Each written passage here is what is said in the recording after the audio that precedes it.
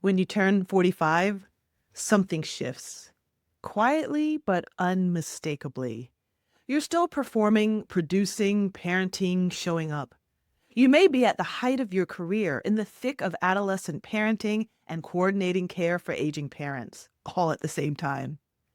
But underneath the calendars and the checklists, a deeper question is emerging. Is this still the life I want to be living? 45 doesn't come with balloons and banners. It's not framed as a milestone birthday like 40 or 50. And yet, for ambitious leaders, it's often one of the most pivotal moments of all. You're holding more than ever career pressure, family demands, professional identity shifts, and often doing it without the external help you had in earlier stages. The chaos is real. The clarity, it's rising, and the world doesn't talk about it nearly enough. In this episode, I'm sharing what I wish I knew about identity at 45. Not just about reinvention, but about reclaiming your authority, recognizing your season, and stepping into a version of yourself that isn't built on momentum or just simply obligation. Because even if this chapter looks quiet from the outside, inside it's shaping what comes next.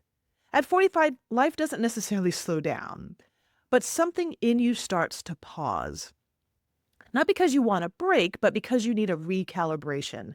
You're likely still racing between meetings, carpools, sports practices, therapy appointments, and maybe even late night elder care logistics. But the pause I'm talking about isn't in your schedule, it's in your awareness. It's the moment when you realize you've been living inside of a professional identity that you built a decade ago, and it got you here. But is it still who you are? That's the question that starts to rise, often quietly at first, and then more persistently. And if you haven't had language for it, you might confuse it with restlessness, or irritation, or fatigue. But what I know now is that beneath those sensations is a quieter inner shift, a readiness to reevaluate, not because anything has necessarily gone wrong, though it probably has by this age, but because you've changed. And the life you built may need to change with you. So many of us at 45 have spent the last 15 to 20 years fully inside of our roles: professional, provider, parent, partner, caregiver, organizer, counselor, driver, stabilizer, cook. We've worn them well. Maybe we ran at full speed, burning fuel we didn't have, because slowing down felt like falling behind. Maybe we scaled back our work to care for children or aging parents or both. But at 45, something shifts. The children, if you have them, are getting older. They still need you, but in different and often more emotionally intense ways. And while the house may be loud with adolescents, tweens, or teens, the question echoing in your mind is much quieter. Who am I now? Not just in the gaps between Zoom calls and sports practice, but in the long view, in the next decade, in the version of life where your identity isn't tied so tightly to being the one who holds everything together. This is where identity work gets real, because the roles are loosening, but you haven't yet stepped into what's next. At 45, this is the season of heavy and possibility. Heavy because you're carrying so much. Possibility because you're starting to see just how much of your life you've shaped and how much more you could shape from here.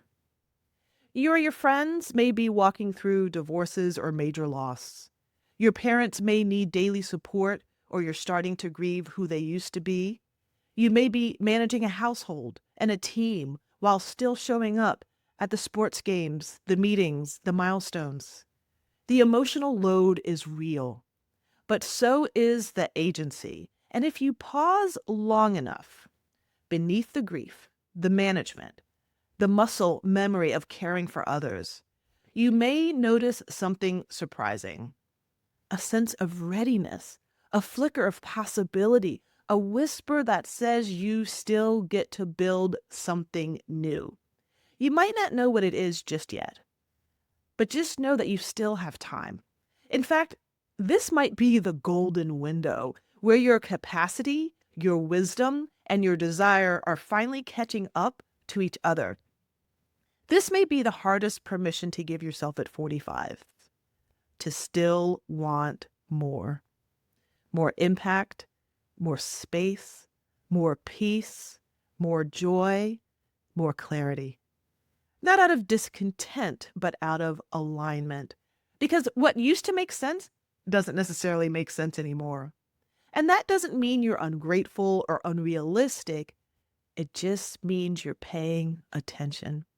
You're noticing the mismatch between what life requires of you and what your soul is asking from you. And what I know now is this: the version of you that shows up next, that version is not built from ambition alone. It's built from curiosity and discernment. By 45, you're not just curating a life, you are integrating one. You're stitching together the experiences, the chapters, the choices, the losses, the choices that worked and the ones that didn't, and figuring out what they all mean. Identity at 45 is no longer about becoming something completely different.